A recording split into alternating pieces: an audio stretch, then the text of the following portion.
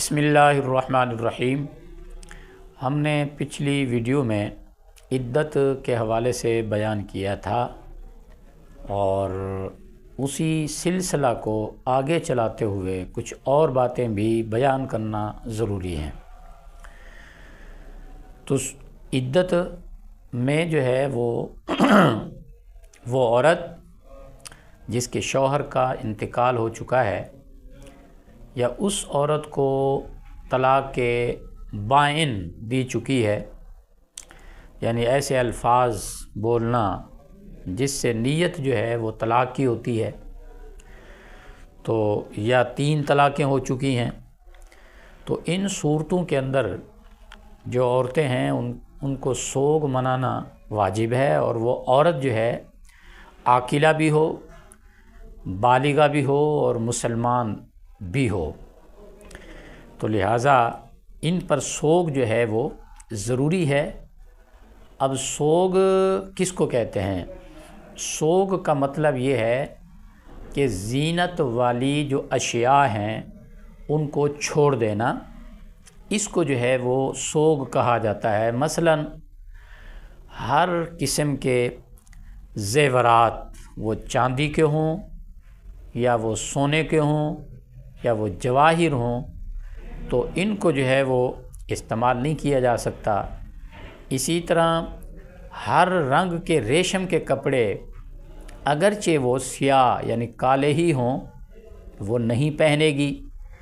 اور اسی طرح خوشبو کا جو استعمال ہے وہ بدن پر یا کپڑوں میں جو ہے اس کا استعمال نہیں کرے گی، اور تیل کا استعمال اگرچہ اس میں خوشبو نہ بھی ہو تب بھی تیل کا استعمال بھی نہیں کرے گی۔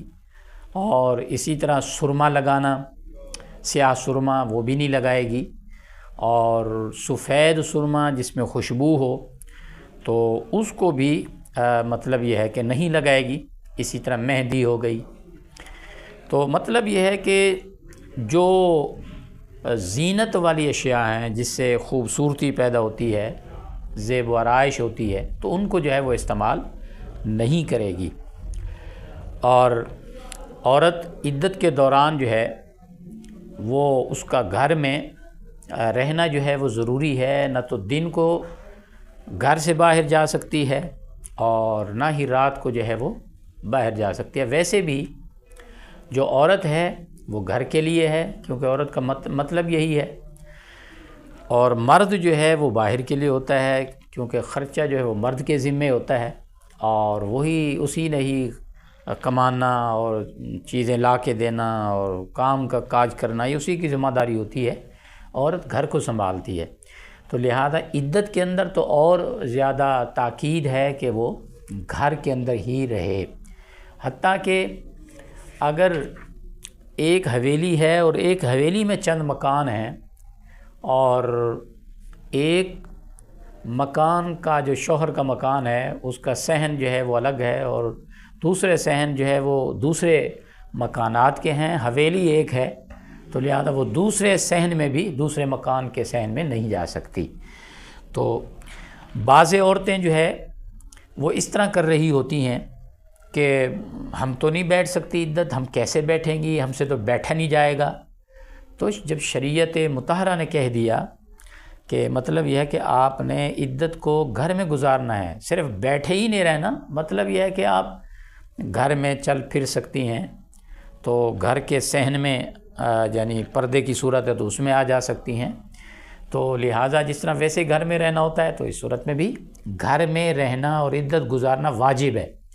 نہیں گزاریں گی تو سخت قسم کی گناہگار ہوں گی۔ تو اس لیے بہت ساری مسلمان بہنیں جو ہے وہ ان چیزوں سے دور ہیں۔ تو اللہ تعالیٰ ہماری مسلمان بہنوں کو شریعت مطہرہ کے اس مسئلے پر عمل کرنے کی توفیق عطا فرمائے۔